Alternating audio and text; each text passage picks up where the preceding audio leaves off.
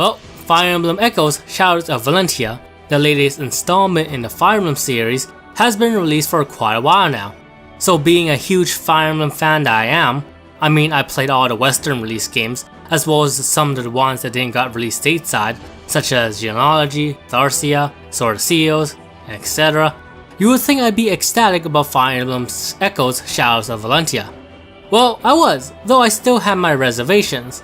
For one, it's a remake of Fire Emblem Gaiden, which is infamous for being the black sheep of the series. And two, Shadow Dragon was also a remake, and that game didn't really impress me, with Shadow Dragon being my worst ranked Fire Emblem game that I played personally.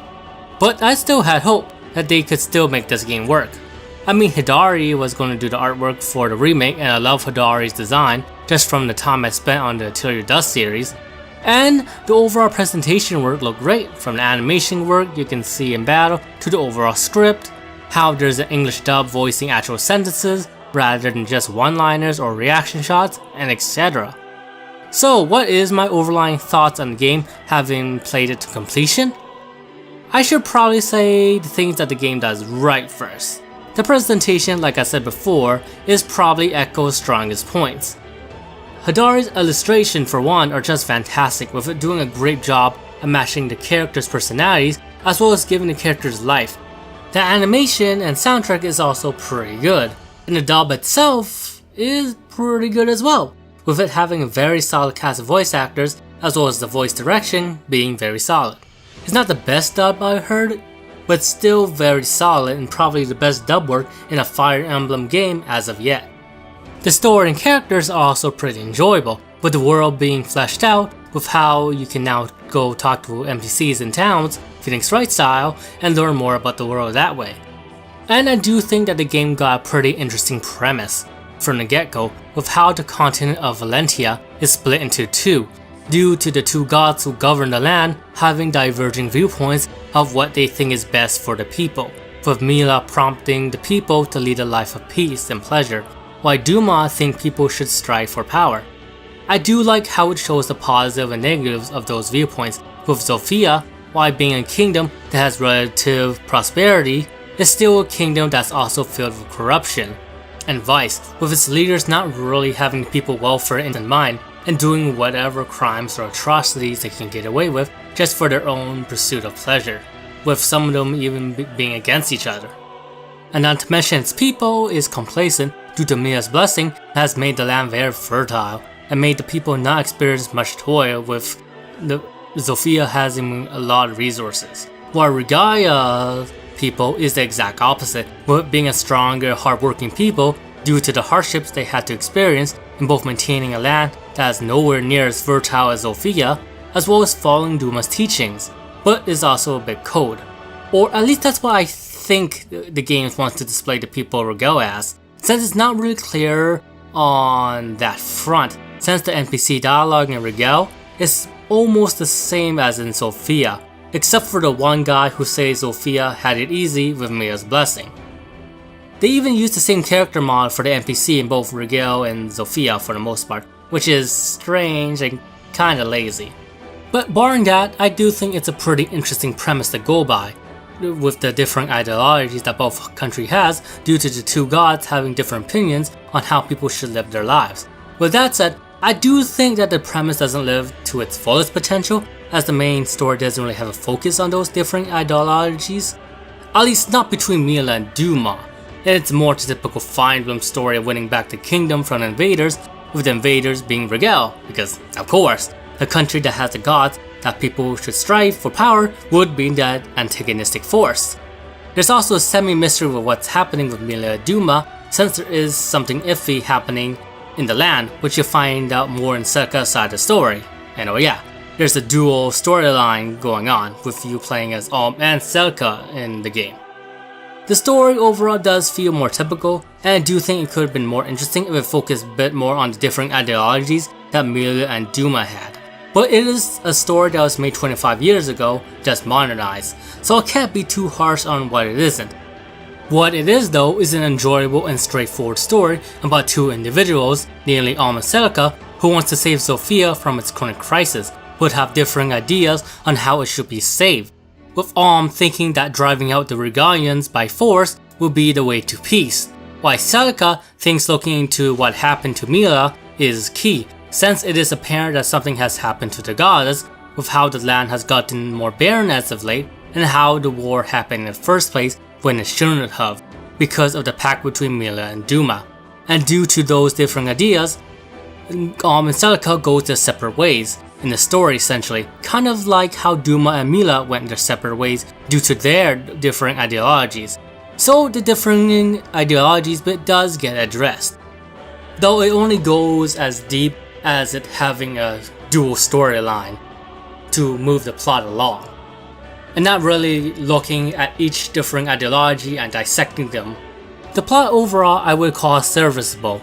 It's straightforward and the twist that the game tries to throw at you is painfully obvious, but you get the cast of characters' motivations for fighting this war, as well as these characters being charming and enjoyable, and the progression of the plot feels natural, with it making sense why things are happening in the story without it feeling too rushed or forced. For the most part, I do think Celica does some pretty stupid stuff in the game, but it doesn't destroy the story. Overall, it's a simple story, but it's a simple story told relatively well, unlike Fates, where it tries to be more complex, but was told poorly with how contrived the plot points was in those games. Overall, I wouldn't call the story gripping, but it's still enjoyable for what it is, with the main strengths of the story being the world building, the charming characters and their interaction, with the modernization doing wonders to add life to the cast of characters thanks to the script, the added support conversations, actually being able to talk to the cast of characters whenever you're in a village or a safe spot in a dungeon, the voice clips they have during gameplay, and the well done dubbed. Though I will say that the conversations you can get from talking to them in a village one-on-one, it tells more about the character than the actual support conversation themselves, strangely enough. Anyway, add all this, and as a result, you got a likable cast of characters in Shadows of Valentia that feels very distinct, while also not feeling too tropey like Phase and Awakening did at times. Well, most of them at least, since there is one character that I think is just trash, which is Faye, probably the worst Fire Emblem characters I've seen yet. So yeah, she's pretty bad. But besides her, pretty decent cast of characters overall. Not my favorite cast in the series, but likable enough. And likable enough is probably how I best describe my enjoyment level of the story and characters in the game overall. The story is not the best, and it certainly has its flaws like the questionable action Celica does in Act 4, but it still has its simple charms through its interesting world building as well as its nice characters, that the story is a nice ride overall. And the overall writing is better than Awakenings and Fates, though that's not really saying much. So from the praise about the presentation and the story, you would think that I like the game, especially with how all the community are gushing over this game, saying it's better than Awakening, better than Fates, how it's a return to form, and yada yada. There's really no nice way to say this, and I know I'm gonna get hated for going this route, but bring on the haters because I don't really like Fire Emblem Echoes Shadows of Valentia. I mean, I don't hate the game and think that the game on its own is an okay SRPG, but I do think it's a pretty weak Fire Emblem, and that's mostly got to do with the gameplay. The gameplay is certainly different from the usual Fire Emblem games. It's still a grid-based SRPG, but there are loads of differences in Echoes and essentially Gaiden. Albeit you probably have already seen some of Gaiden's more unique mechanics already, since it was in other Fire Emblem games, since it was clear that those games was somewhat influenced by Gaiden design, such as the world map system that was in Awakening, Sacred Stones, and Fates. But even then, there are still loads of things that are still pretty unique to Echoes and Gaiden, such as being able to visit towns, Phoenix Wright style now in this version, dungeon crawling, archers being able to attack adjacent now, as well as having insane range, magic costing HP, the weapon system, and etc. So yeah, loads of differences in this game compared to the rest of the series. But still, too bad I don't really find the gameplay compelling at all. Yeah, no, I'm really serious. Oh my goodness, was I freaking bored with Fire Emblem Echoes Shadows of Valentia when I was playing through it. Now, is it Echoes' fault that the gameplay is dull as dishwater for me? Probably not, since Echoes is ultimately a remake of the original Gaiden, and to fix all the problems that the original had would probably require you to rework the original Gaiden so much from the ground up that it probably wouldn't be Gaiden at the end. But that doesn't change the fact that the game is so boring to strategize around. Now, just because something's different doesn't mean it's bad, but that also doesn't mean it's good. There's just so many issues I have with Echoes Shadows of Valentia design, or just Gaiden's overall design. Firstly, the most obvious issue. The map design or just the level design in general. It's awful. Most of the maps are just open fields or maps that have only like one choke point, or maps with annoying environmental design that only serve to slow you down and add nothing to the strategy, aka the desert and swamp maps. The enemy placement is also pretty weak too. The enemy placement just involves one or two groups of enemies that are just grouped up that slowly try to bum rush you, with it making it pretty painfully obvious what the strategy is. No intricate map designs, no clever enemy formation where you have to figure out what type of classes would be best to tackle a group, as well as being able to position well, with how the group of enemies are usually grouped up, as well as how that particular group of enemy usually consists of 1 to 2 enemy types tops. Not to mention that the classes are now more homogenized in this game, which means the meaningful variety between classes is even lowered, but I get into that homogenization later on. And at its worst, the entire field can sometimes be filled with only 1 to 2 enemy types. The entire freaking field! Not just a group of enemies. Albeit the meaningful variety in each group is already pretty low for a Fire Emblem game with how homogenized the game is, but only having 1 to 2 enemy types on the entire field? That's really bad. Remember a genealogy of how you had to deal with an onslaught of enemy units charging you, and you having to position your units well so you can mount a defense and survive the impending attack, just so you can deal an appropriate counterattack, with those same enemy units even having varied weapon types, as well as there being unique enemy formations near each castle, have a variety of classes, which made you think on what is possibly the best way to break through those castle defenses with the units you have. Remember Blazing Sword Cog of Destiny chapter, where you had to deal with multiple waves of enemies that had varying enemy types, which require you to figure out which part of the map will make for a good choke point, and the chapter did so without making it too obvious, with how there was a variety of ways you can go through the map, as well as requiring you to switch up your tactics to deal with another wave of enemies that is coming your way, with those enemies possibly being a different type of class compared to the ones you're fighting at the moment. Remember in Path of Radiance Priest chapter, where in order to get the best staff, you had to maneuver around the priest and use the shove mechanic, which made it really interesting and intricate to go through, as well as rewarding. Remember in Rain Dawn 3:13, where there was this intricate defense chapter, where there were multiple choke points, NPC units that were on your side, a height mechanic to contend with in some of the choke points, and a variety of Lugus unit that would require you to change your strategy as the map went on, which made that chapter awesome. Remember in Conquest chapter 25, where you had to develop this interesting strategy to get past through the hallway of death? Since moving carelessly through it would wreck your units due to the tight corridors, the varied enemies that lie in those hallways, and the skills they had, which made it apparent that you needed a clever strategy to get past it.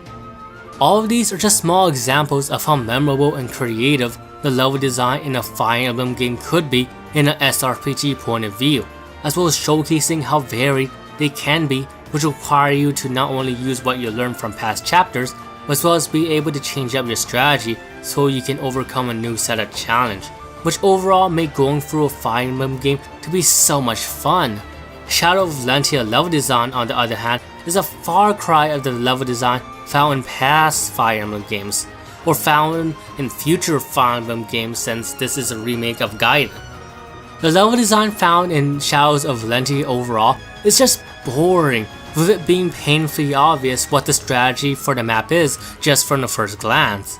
And add in how there's barely any deviation, and the maps of this game are just so boring to go through. There's even a map that has like 3 paladins on an open field with a few forest tiles. What? Just... oh my god, that's bad. And if you thought Awakening was Zerg Rush at times with their maps, Echoes is the king of Zerg Rushes, with its pathetic map design and enemy placement. Now there are some maps that aren't just open fields, with it having a castle or fort that you have to traverse through, as well as enemy placement not revolving around them bum rushing you, but those maps are just simply okay at best, and are definitely not the best the series has got to offer by far. Fire Emblem Echoes Shadows of Valentia, and by proxy Gaiden, overall probably does have the worst level design in the series by far. Yeah, Awakening was bad at times with their open fields, but at least they have meaningful varied enemy types in their enemy placement design. Not so much in Shadows of Valentia. Second issue I have is that battles are now more homogenized in this game compared to other Fire Emblem games. This has partly got to do with the small number of classes, the map design being as bad as they are, the enemy placement not providing much enemy types or enemy variety, and even the lack of a weapon triangle or any sort of mechanic that tries to replicate what it tries to do. The last part I'd probably have to go more in depth with. With the lack of a weapon triangle or a similar mechanic in place in Shadows of Valentia, classes can now just be categorized to just being physical based units, magic units, and healers in terms of their function, because weapon types, one of the most important factors that determine the identity of a class in the Fire Emblem series overall, only defining feature in this game is now just pure damage, and not if a weapon type is good against another weapon type. The classes are still distinctive to a degree with stats, and there still being some natural class counters in the game, like in the other Fire Emblem games, just as using magic against knights, or against physical based units in general, using knights to block off physical based units, archers to deal with mages, and etc. But the problem is that it never deviates from those natural class counters, because classes that are in the same broad category of being a physical based unit, magic unit, etc. don't really have any sort of meaningful way to differentiate each other or counter each other outside of stats for the most part, which really makes strategizing in the game boring because there's less variation between classes as compared to other Fire Emblem games, as well as there being less ways to counter a unit based on how wisely you use your resources, with battles being at its worst just being based out of your unit stats rather than just strategy. Now there are some exceptions in the game, such as with the archer and healer class, with the archers extend range, and healers with their utility spells they can learn, which allow those classes to differentiate itself pretty well from the rest of the classes. Dreadnought also does a decent job of differentiating itself in the game, just because it's like one of the best classes in the game due to its defense against magic. But besides those three, there's not really much meaningful distinction between classes that lies in the same broad category. Albeit magic users do try to differentiate itself with each magic unit themselves learning different spells, but the big problem is that the spell list is already pretty small in this game, with a good amount of the magic units in the game sharing the same type of spells, but just learn them at a later level, which does hurt both classes and unit individuality. Not to mention that both of the Sage and Priestess class can still use both anima and light magic for the most part, so the different type of magic that is there is rendered kind of mute, since mages in general can learn both school and magic, so it just comes down to stats in terms of choosing who you want to take down a physical unit or even to take down an enemy black mage. The healer class, on the other hand, does a much better job, with them having a spell list that isn't so universally shared, at most having only one or two other healers having the same spell, and some of them even have spells that are unique to them. That really does allow each healer unit to stand out from each other much more distinctively and make you want to use that unit. So yeah, the fact that there's not really much distinction between classes in this game besides stats, and if they're in the broad category of being a physical unit, magic unit, or healer, really makes the game boring to strategize around as compared to other Fire Emblem games, where in the other games, you had to not only have to pay attention to the stats and enemy types, but as well as what type of weapon they carry so you can adequately counter them. And in the other games, you also had to take account of enemy skills as well.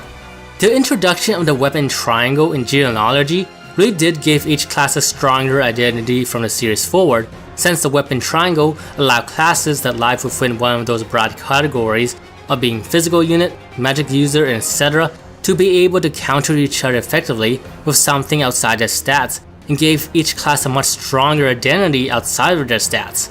Like for example, it's pretty common knowledge in a normal Fire Emblem game that knights have an advantage over mercenaries, mercenaries have an advantage over fighters, and fighters over knights. Each of these classes lie in the physical unit category, but are still able to counter each other just because of the weapon type each class carries, which made them distinct from each other, as well as it adding strategy to the game. Albeit not every SRPG needs a weapon triangle system. I mean, Final Fantasy Tactics and Valkyria Chronicles really doesn't have a weapon triangle system in place, but those games were still able to make each individual class distinctive from each other outside of just mere stats. Either that be from Final Fantasy Tactics' use of learned abilities that determined how the unit would function, or the weapons from Valkyria Chronicles being much more distinctive from each other, from firepower, range, how many bullets each weapon would fire, how much ammo each unit would carry for the specialty weapons, how their specialty weapons differ from each other, as well as the other utilities each class had, not to mention that there were unique potentials for each individual soldier. There were mechanics in place in those games that made each class and unit feel unique from each other, outside of just stats and movement range, which is not the case with Fire Emblem Echoes. Add in the bland map design, the samey enemy placement design, and it's really apparent that Fire Emblem Echoes has a harmonization problem in terms of how battle plays out, with you being able to figure out a strategy in terms of how to tackle a map in mere seconds by looking at the map without that plan deviating at all, with how little variation there is in the game combat mechanics and level design. The only deviation that might possibly happen is if RNG is not in your favor. Now, combat arts or weapon skills try to mitigate the harmonization problem somewhat, with it giving each weapon their own unique skill, and it somewhat does its job with a few skills like Armor Crusher or Word Arrow, but it's still not enough, since most of the weapon skills doesn't really change how the unit plays. Most of them are just special attacks that doesn't really change how you tackle a certain class. A good amount of the weapon arts are just beefier normal attacks or abilities that moderately increases your stats either permanently for the battle or for duration, depending on what you got equipped. They're powerful skills to be had, but they don't change up how you go up against certain enemy classes, like how Armor Crusher or Ward Arrow does.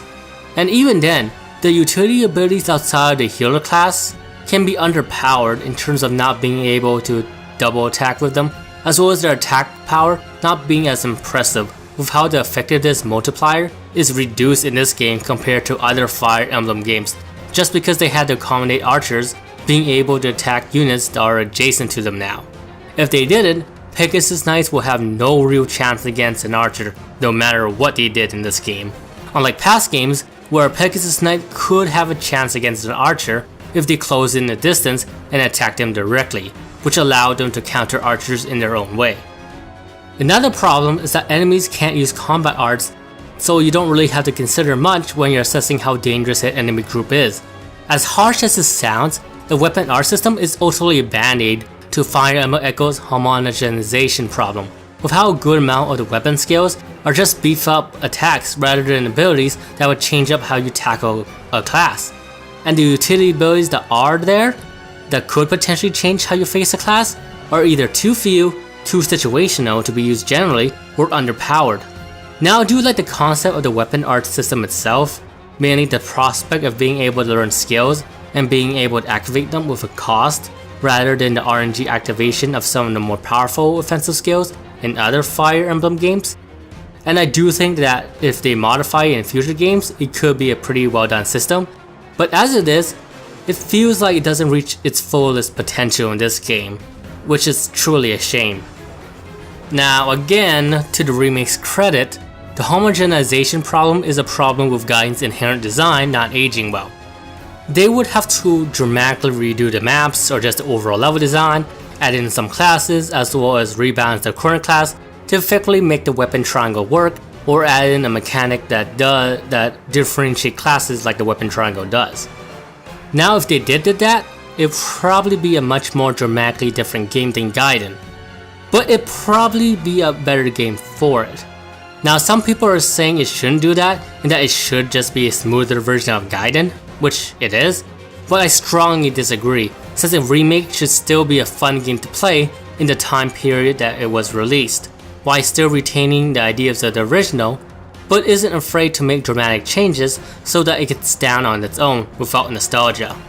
Odin Sphere the Tracer is an excellent example of this, of being a remake that could still retain what made the original great, but also update the gameplay in a way that it was insanely fun to play through in the time that the remake was released, even though the original combat system was vastly different as compared to the Tracer. Anyway, moving on. Another issue I have with the game is that the item management system is much more simplified now, with there being no downsides to using items via durability, like in the other Fire Emblem games, or with debuffs, like in Fates. And not to mention that the game has a one item system, in terms of being able to carry one equipment or item, which pretty much rendered having multiple weapon types to choose from and choosing which weapon to use for a specific situation is thrown out the window. The item management aspect of Fire Emblem now only applies to battle preparation in Shadows of Valentia, and not in the field for the most part, so the strategy aspect of knowing which item to use for a current situation is now effectively removed. Some people say it somewhat makes up for this, with how you have to choose between a weapon or food. But for the most part, you're going to pick the weapon just for the weapon arts and damage, with healing not being much of a problem since you do have the options for a dedicated healer. Now you might have more of an argument in terms of choosing a shield, but again, weapon damage and arts pretty much supersede the shield for the most part. Maybe except for the Draco shield. There's also the fact that strategy is only pertaining to battle preparation like I said, and the aspect of choosing from a variety of weapons and items, and choosing which tool would be best for the situation for both the short-term and long-term strategy is now effectively lost. Now in terms of the weapon system in the game, I do appreciate weapons trying to be more distinct with the certain skills it can bring, but I think Fates did the weapon differentiation better, with the different amount of buffs, debuffs, and requirements each weapon had, which really did require you to have to think more on how to use them effectively throughout the battle rather than just at the start of the battle.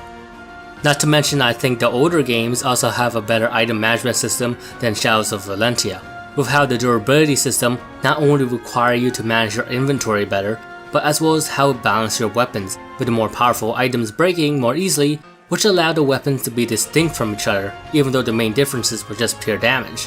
The scarcity and improved weapon damage did a great job of making you feel like you had a powerful weapon, but also require you to think if you should use it to deal with a current bunch of enemies. Maybe you should use your more common weapons to deal with a bunch of enemies and save your higher grade weapons for a stronger enemy unit. Or use your more higher grade weapons on this group so you can take them out faster, just so your ally units can have a turn or two to be healed or prepare for the next wave of enemies, but at the cost of perhaps using more resources at the end, just to replace those higher grade weapons you use in that turn, and etc. There's also the fact that there were lots of weapons that changed how you would face an enemy, like with the Armor Crusher swords, the Reaver weapons, the long range tomes, and etc. The item management system, which is a well done system that encourages you to think wisely on how to spend your resources, and the same goes for the weapon system found in Fates. Compare both of these systems to Echo's Shadows of Valentia, and it does fall short, with how the item management system in this game is a rather limited equipment system found in other standard RPGs when you boil it down. And it's also a system that doesn't really require much thought and is much more mundane.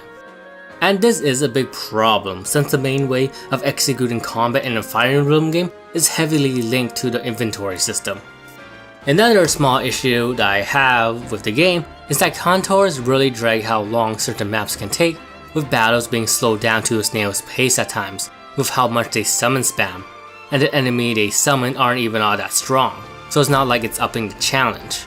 If they had stronger and more interesting enemies to summon, but the Cantors was much more limited in summoning them, via only being able to summon a few strong enemies once you get a certain distance to the objective, but is able to summon them in interesting formations, that'd be much more interesting to plan through.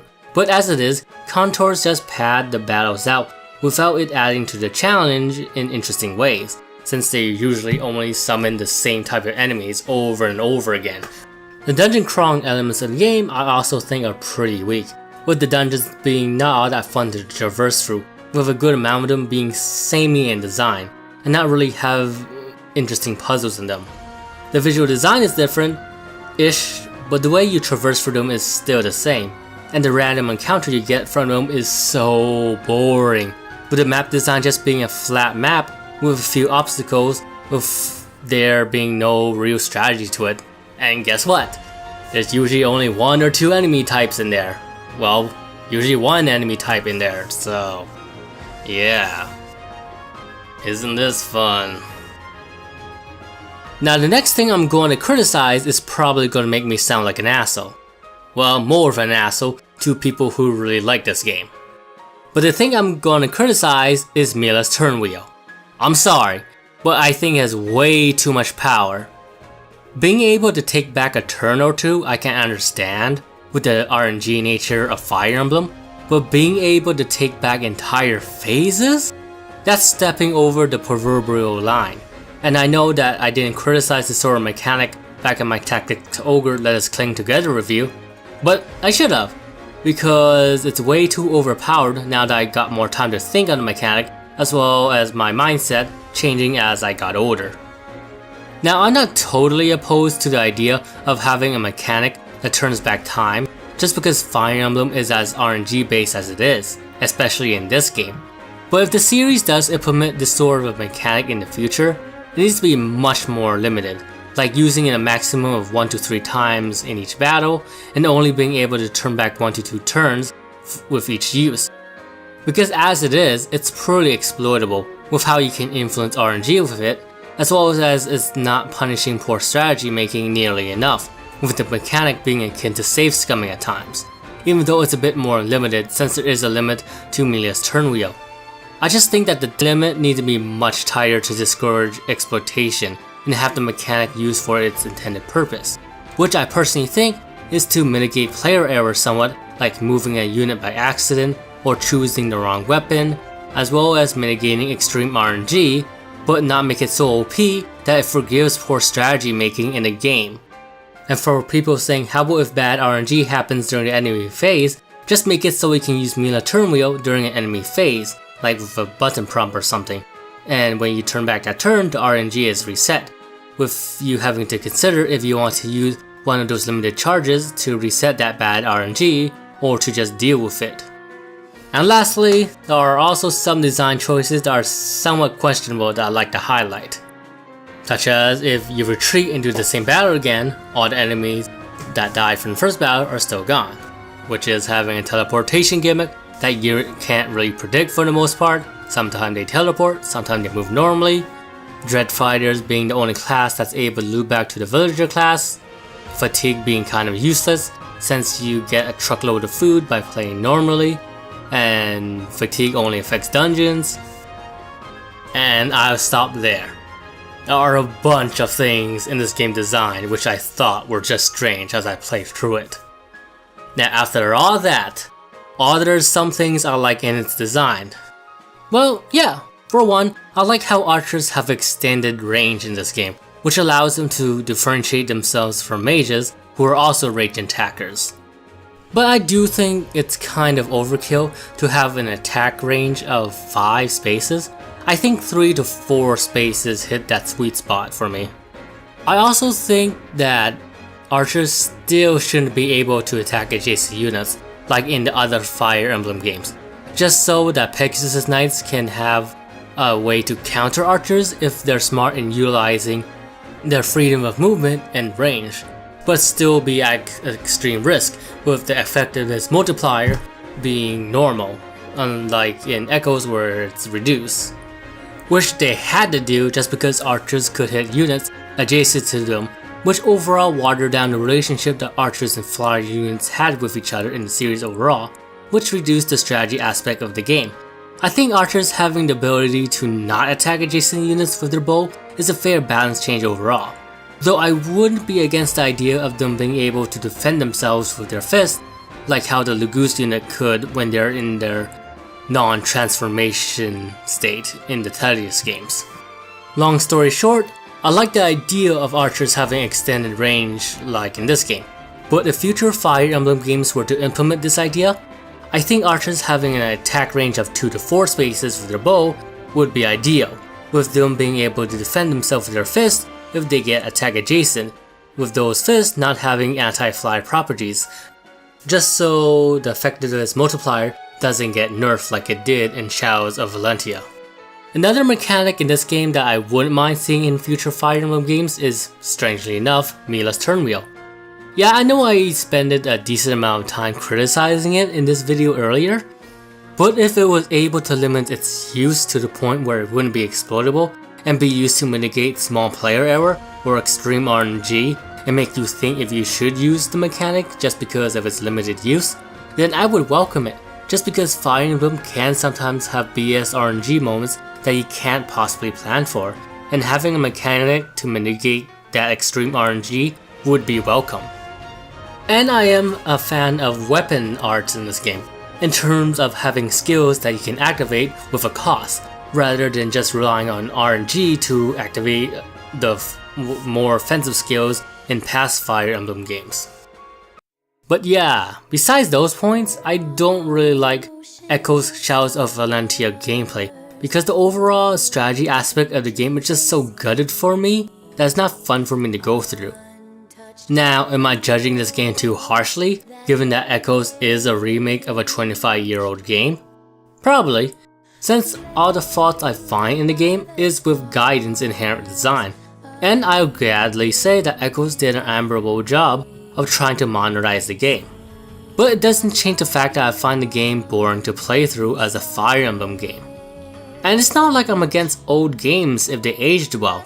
I still found Genealogy to be a fun and engaging experience, with its emphasis of replicating how a war would be fought in SRPG format, with it having lots of interesting mechanics and an interesting enemy formation to deal with, which made it a lot of fun to play through, even though it does show its age, aka the lulls between battles where you have to travel from one point to another point just to get to an actual battle, which can take quite a while. And from what I've played of Tharcia 776, it was engaging me more than Echoes did. It's merciless as all hell, but it's still an interesting and engaging game to strategize through. So I'm not opposed to playing old games or remakes of old games if the base games have aged relatively well. But sadly, Gaiden isn't that game, despite the modernization that Echoes brings. Echoes Shadows of Valentia is sadly not an engaging experience in terms of overall gameplay. At least it isn't for me. And when you get down to it, I probably only played it to completion because it's a Fire Emblem game. Albeit I enjoyed the presentation and story, but it isn't good enough to carry the game, and the game still have its focus on SRPG combat, with that aspect not being particularly strong, being pretty weak in my opinion. With that said, I do think Echoes Shadows of Valentia is a better remake than Shadow Dragon, just because the presentation is better, as well as being able to add more meat to its character as compared to Shadow Dragon, as well as Echoes not having mechanics that were detrimental to the original Gaiden. Albeit Gaiden's design hasn't aged well, but at least the mechanics haven't made the game worse, unlike some mechanics in Shadow Dragon, like how you have to sacrifice units to get other units, or how the weapon triangle system was added willy-nilly without modifying the level design of the game, which really does hurt it in the end. But overall, sadly, Fire Emblem Echoes Shadows of Valentia probably would rank pretty low in my Fire Emblem rankings. Now, I won't say it's a bad game, since I do see a lot of people enjoying it and I can understand why, It's just a game that I personally couldn't really enjoy when I played through it, sadly enough.